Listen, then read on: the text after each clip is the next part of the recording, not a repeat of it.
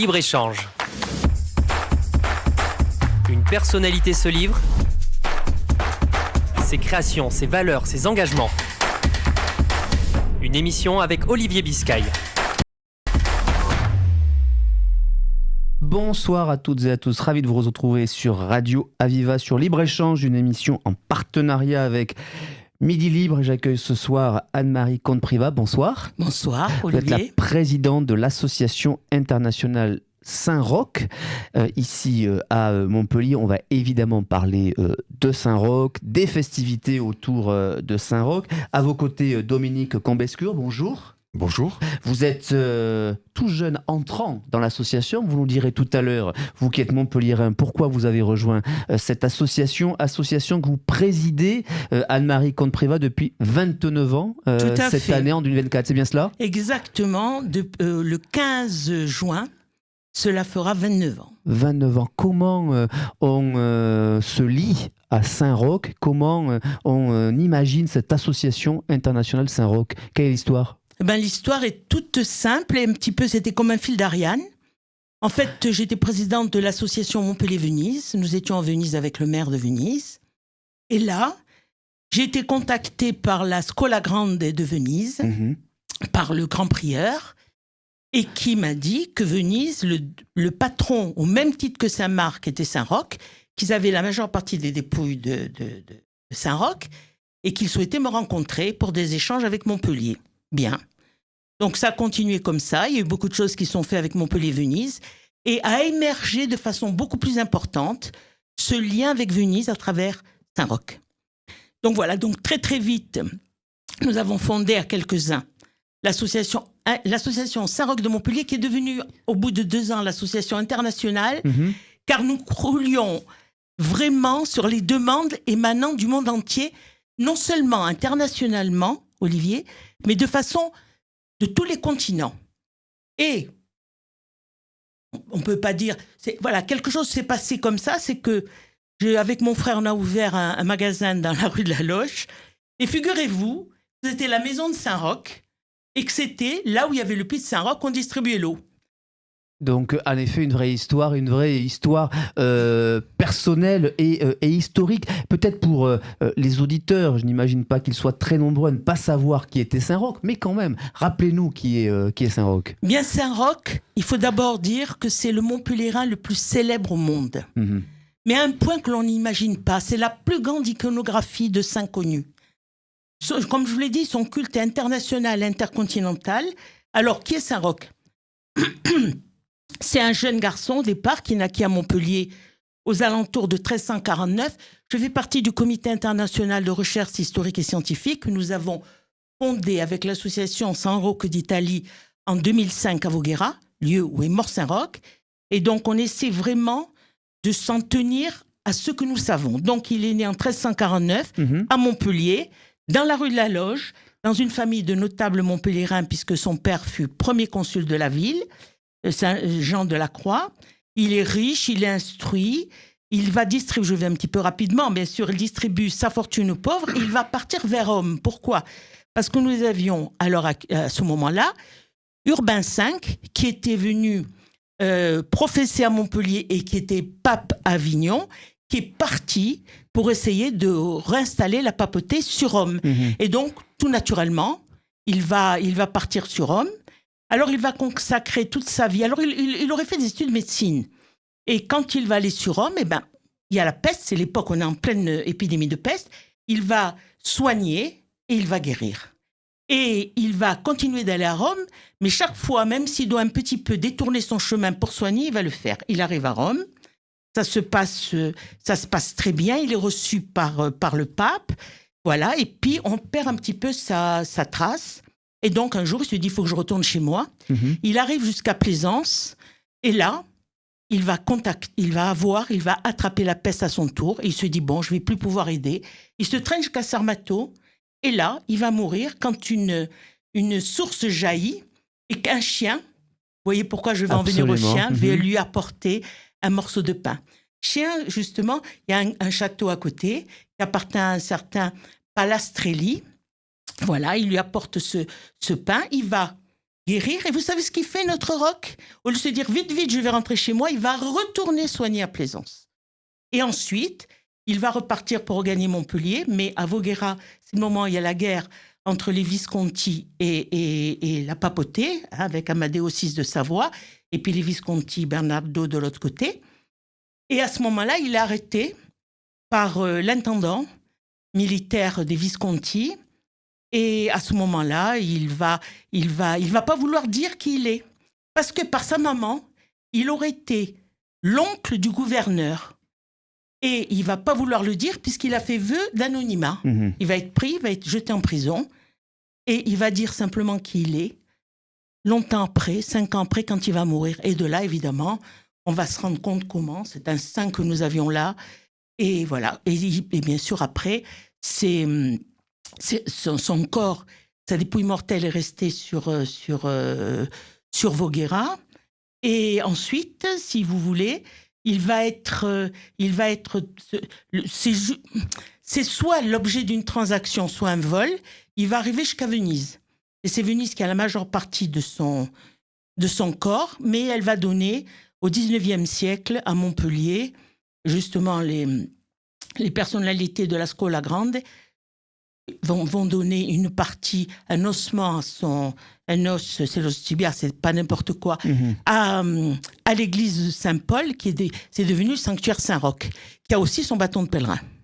Donc une vie au service des autres, évidemment. Tout à fait. Et c'est pour ça qu'on le reconnaît aujourd'hui. On lui reconnaît cette vie au service des autres. Oui. Si vous voulez, moi, Saint-Roch, j'ai été emportée par ce personnage qui a vraiment un charisme moderne, d'ouverture, de service aux autres, comme vous le disiez justement. Et c'est vraiment quelqu'un qui a une modernité, qui est un exemple pour l'homme contemporain. Oublions tout ce qui est cultuel, etc. C'est un exemple. Et il est devenu, il faut le savoir, le patron des pèlerins, quelle que soit leur destination. Donc nous n'en avons que 2 pour le monde chrétien. Nous avons... Et largement, parce que maintenant... Et au-delà, oui. Oui, un pèlerin, c'est une personne en quête de sens. Hein, voilà. Et il y a uniquement donc Saint-Roch, et bien sûr Saint-Jacques et Saint-Roch. Et Saint-Roch, c'est un laïc. Il faut savoir que c'est un saint laïc. C'est la population qui l'a fait saint. Sainteté, vous voyez, donc il est mort en 1300, je ne vais pas dire de bêtises... Donc 30 ans après, donc il est né en 49, ça nous fait du 79, n'est-ce pas ? Et le 16 août, voilà. Et c'est longtemps après, puisque c'est au XVIIe siècle qu'un pape, si je ne fais pas d'erreur de mémoire, je crois que c'est Urbain VIII, qui a reconnu une canonisation populaire.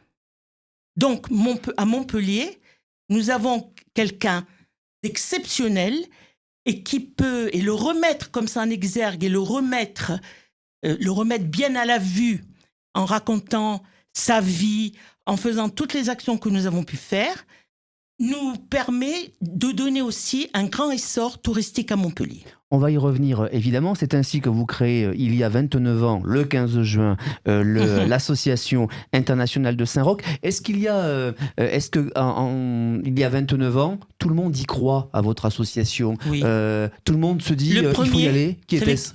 Georges Frêche. Georges Frêche. Qu'est-ce que vous lui dites d'ailleurs ? Georges Frêche, il cherchait à faire une fête sur Montpellier, parce qu'il n'y en avait pas l'été. Ouais. Et puis, il se trouve que j'ai quelqu'un de ma famille qui était au bureau, etc. Et puis...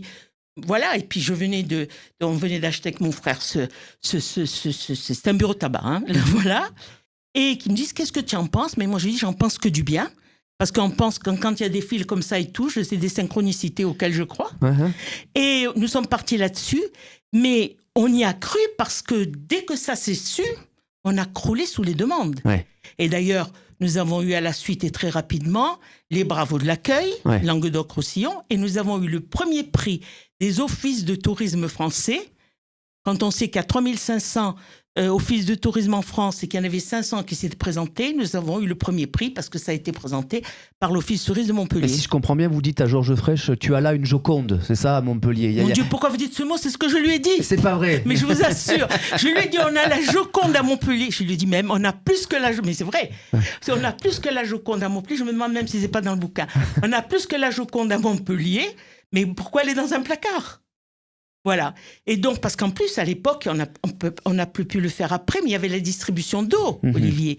Et on a vu arriver des 10 000 personnes qui arrivaient de tous les continents pour chercher cette eau. Alors, on était très prudents. On dit, c'est pas l'ours sans la grotte. Hein. C'est l'eau, c'est une démarche. On va vers l'autre. Dominique Combescure, c'est comme ça que vous, parce que quand on écoute évidemment le récit fait par Anne-Marie, qui est passionnant, plein de passion, passionné, c'est comme ça que vous rejoignez l'association il y a moins d'1 an ? Moi, je rejoins l'association il y a moins d'1 an, tout simplement parce que, natif de Montpellier, j'ai toujours été bercé dans la connaissance de Saint-Roch. Alors pourquoi ? Il y avait des statues de Saint-Roch, et je demandais à mes grands-parents ce qu'il avait fait. Et à ce moment-là, c'est l'imaginaire des enfants qui se mettait en œuvre.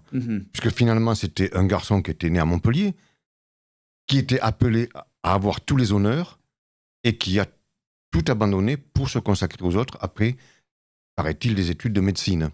Donc, il a abandonné sa richesse, il a abandonné sa position pour se mettre au service des pestiférés et des gens qui souffraient. Donc, c'est ce qui nous a marqué. Et ce qui nous a marqué aussi, c'est l'histoire du chien, qui n'était pas le chien de Saint-Roch, qui était le chien d'un notable local qui, paraît-il, dérobait du pain sur la table de son maître pour l'apporter à Saint-Roch, qui était souffrant et qui était réfugié dans un bois à proximité de là où il avait été malade. Il s'était isolé pour mourir. Anne-Marie évoque le rayonnement international finalement de Saint-Roch et donc de Montpellier. Vous confirmez cela, vous qui avez intégré l'association. Alors je rappelle, vous êtes militaire de carrière, donc vous avez beaucoup bougé, j'imagine, dans votre parcours. Donc Saint-Roch, Montpellier, partout ailleurs, ça a du sens ? Dans beaucoup d'endroits, on retrouve Saint-Roch. Alors j'ignorais à l'époque qu'Anne-Marie avait fondé l'association. Je suis allé en Italie et là j'ai découvert des fêtes de Saint-Roch. Je suis allé en région parisienne, j'étais affecté comme beaucoup de militaires en région parisienne, et j'ai découvert aussi qu'il y avait une église Saint-Roch, il y avait énormément de festivités. Donc je me suis dit, finalement, ça nourrit encore l'imaginaire, et quand je suis revenu sur Montpellier à la retraite, je me suis dit, pourquoi pas adhérer à cette association pour savoir ce qui se passe de l'intérieur. Anne-Marie, qu'est-ce qui se passe à l'intérieur, de l'intérieur ? Bien sûr, les fêtes des 15 et 16 août, elles auront lieu cette année, en 2024, vous nous le confirmez ? Oui, je vous le confirme, de très grandes fêtes, avec une nouveauté, ce qui explique aussi pourquoi Dominique est à mes côtés. J'ai été conviée, justement en 2022, après Saint-Jacques-de-Compostelle, nous avons fait nos rencontres internationales. J'ai été conviée par les militaires et par le directeur de la société canine. Là, j'ai appris que tous les régiments militaires cynotechniques sont voués à Saint-Roch. C'est pour ça qu'il tenait absolument à ma présence, à notre présence, la présence de l'association. Et cette année, il va y avoir... il y a les Jeux Olympiques, etc., qui nous empêchent qu'arrivent des chiens, n'est-ce pas ? Mais vont arriver, évidemment, une délégation de ces régiments. Et en plus, le directeur de la société canine va nous faire une exhibition, disons, avec comment on peut appeler ça, avec des chiens qui vont montrer de l'agilité, des choses comme ça et tout. Donc c'est un plus cette année. Et évidemment, nos lanceurs de drapeaux, les meilleurs lanceurs de drapeaux d'Italie, 64 avec des costumes époustouflants. Je les plains pour la chaleur souvent, je vous l'avoue, Olivier. Je le comprends. Voilà, qui vont défiler, qui vont déferler dans la ville, haut en couleurs, haut en musique, et qui vont enflammer non seulement les Montpelliérains qui sont extrêmement attachés à cette fête, mais encore plus que ça.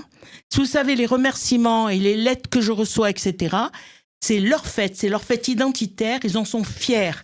On met haut et fort, on clame par les fêtes de Saint-Roch cette identité, et qui sont ravis de recevoir toutes ces personnes qui viennent de partout. Des moments festifs, vous le dites, et des conférences, évidemment, parce vous aurez à cœur de retracer l'histoire, évidemment, de Saint-Roch. Oui, alors, au niveau des fêtes de Saint-Roch sur Montpellier, il va y avoir donc ce que je vous l'ai dit, il y a aussi les bandouras, parce que c'est toute la Provence qui arrive, etc. Il y aura des manifestations dans la rue partout, il y aura des défilés, voilà. Et puis, bien sûr, nous accueillons un certain nombre d'invités internationaux. Et ça va être très sur les fêtes sur la population, sur les fêtes, voilà. Ça va être très très fort, bien sûr, avec la tradition, comme je vous l'ai dit. Et après, il y a les rencontres internationales qui vont avoir lieu à Rognona avec une multitude de manifestations. 18 et 19 août. Oui. Et alors, Olivier, si vous êtes par là, il y a 300 Arlésiennes, quelque chose d'exceptionnel. Et puis surtout, vous avez, à un moment donné, une charrette entièrement avec des fruits et des légumes, du terroir et tout. Ils font ça pendant toute une matinée, etc. Nous allons voir ça avec eux, etc. Tiré par 40 chevaux de trait harnachés à la mode sarrasine. Il y a toute la Provence, il y a toutes les Alpilles qui sont là. Et évidemment, nos invités vont suivre. Et bien sûr, il y aura le lanceur de drapeau et bien sûr, il y aura une multitude de choses. Et nous, pour la 3e fois, nous avons, pour 99 ans, nous avons l'autorisation de faire des expositions sur des reproductions de pièces d'archives rarissimes. Et ça va avoir lieu à Rognona avec Paolo Ascani, qui est le directeur de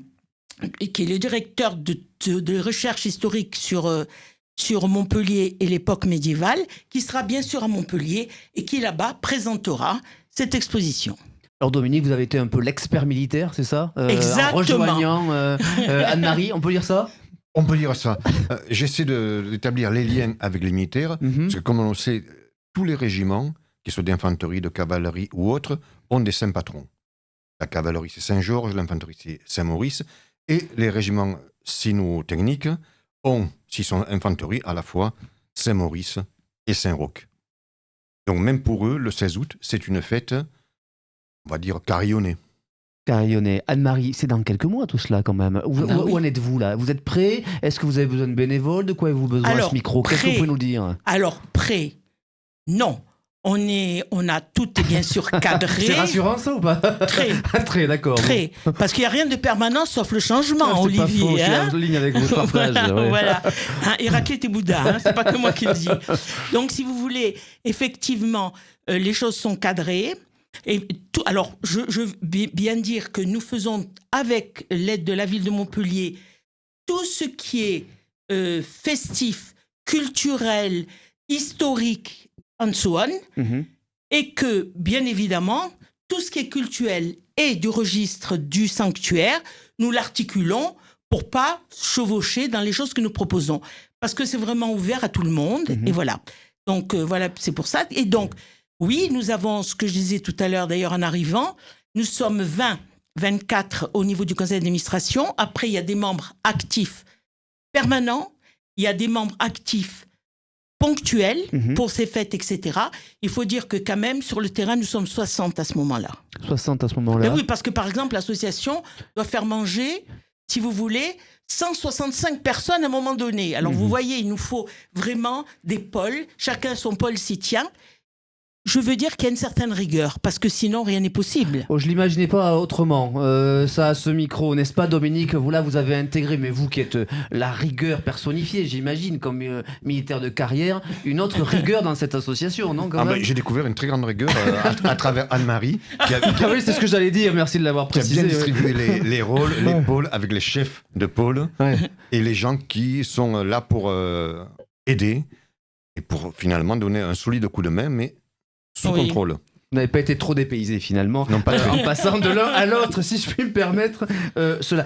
Anne-Marie, évidemment, vous l'avez dit, des bénévoles, beaucoup d'enthousiasme, beaucoup d'énergie, on l'entend à vos propos. Est-ce que c'est difficile de convaincre les Montpelliérains que cette fête est majeure? Non. C'est absolument pas difficile. Ça s'est fait tout seul. Nous avons été portés. Si nous continuons, si je garde cet enthousiasme, vous savez, ça fait quand même 29 ans. Je vais vous avouer que j'ai 76 ans. Donc, si vous voulez, si je garde cet enthousiasme, mais vraiment profondément ancré en moi, c'est parce que je suis portée par les Montpelliérains. Cette année, bon, nous n'avons rien fait sur Montpellier, mais j'ai eu d'innombrables lettres. Quand j'ai d'innombrables, c'est 500, 600. Et quand on me rencontre, alors je ne peux pas reconnaître tout le monde, c'est « Madame, merci, merci ».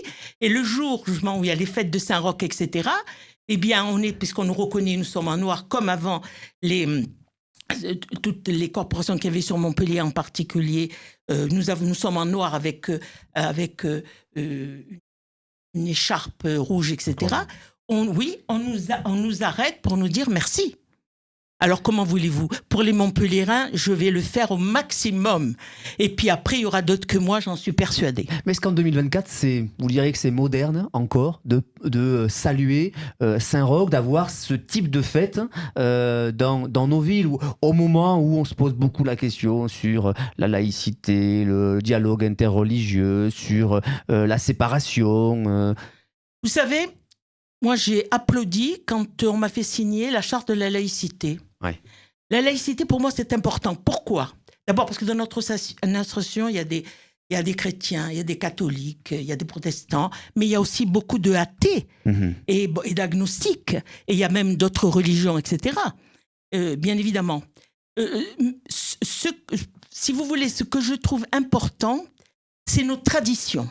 Ouais. Et en maintenant nos traditions, c'est notre fierté, surtout la fierté de nos populations. Elles me le disent comme ça. Ce sont nos traditions et c'est important de continuer au niveau culturel parce que aussi, nous les jumelons avec tout cet attrait touristique qu'il y a et en amenant, nous le savons, une manne touristique, Bien sûr. ça nous permet de continuer à maintenir ces traditions, maintenir tout ce qui est culturel, très important chez nous. Ce que vous nous dites, c'est que ce n'est pas simplement une fête religieuse. Ça dépasse ce cadre-là. Mais si vous voulez, Saint-Roch de Montpellier, il dépasse largement la sphère cultuelle.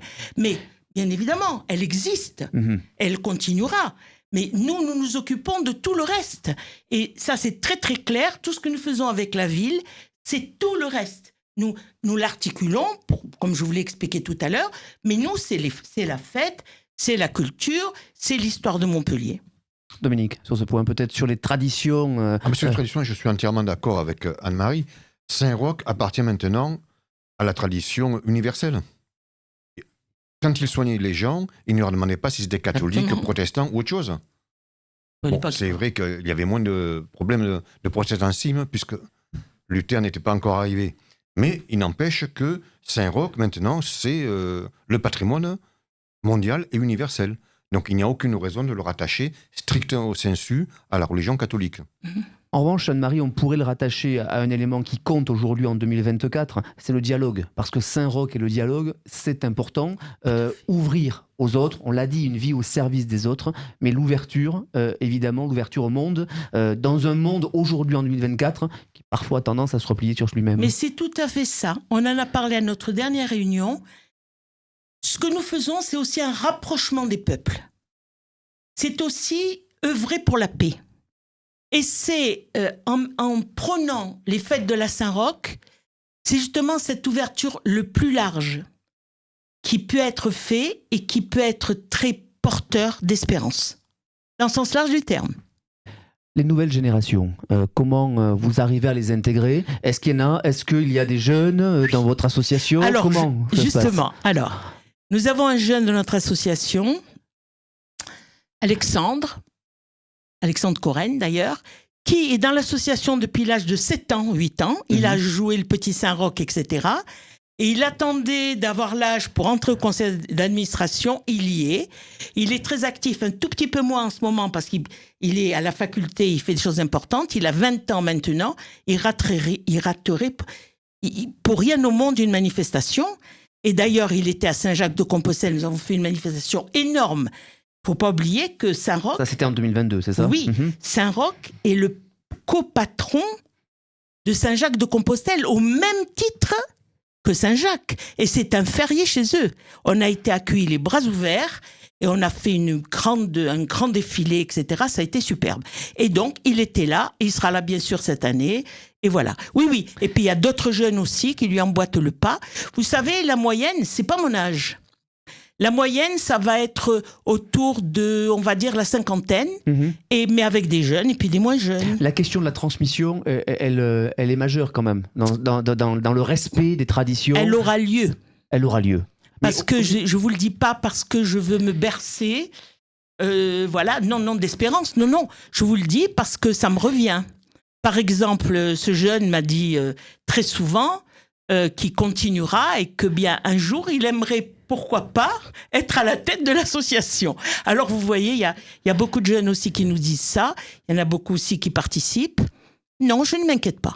Comment vous imaginez le 30e anniversaire de l'association? Est-ce que c'est déjà à l'esprit? Parce que c'est un événement et un anniversaire un peu particulier. J'imagine que vu votre énergie, je vois Dominique du coin de l'œil là, qui doit me dire « Oh, elle s'y prépare déjà, Anne-Marie ». J'ose pas le leur dire parce que déjà que je leur en demande beaucoup, j'attends que les fêtes Saint-Roch se passent merveilleusement bien et à ce moment-là, je leur assènerai ce que je vais leur demander. Oui, ça sera exceptionnel. Oui. Mais je vous dirai, on se reverra pour ça. Mais j'espère bien. Mais déjà, vous pouvez pas nous livrer un début de surprise peut-être? Qu'est-ce que vous aimeriez qu'on retienne au 30e anniversaire? Je voudrais qu'on retienne de là où on est parti et là où nous sommes arrivés, tout simplement en insufflant quelque chose, parce qu'il n'a pas fallu de grand-chose. Beaucoup de travail, hein. Ouais. Beaucoup de travail. Mais j'ai quand même oublié de vous dire quand même quelque chose d'important. Vous savez que c'est nous qui sommes à l'origine d'appeler la gare Saint-Roch, la gare de Montpellier, gare Saint-Roch.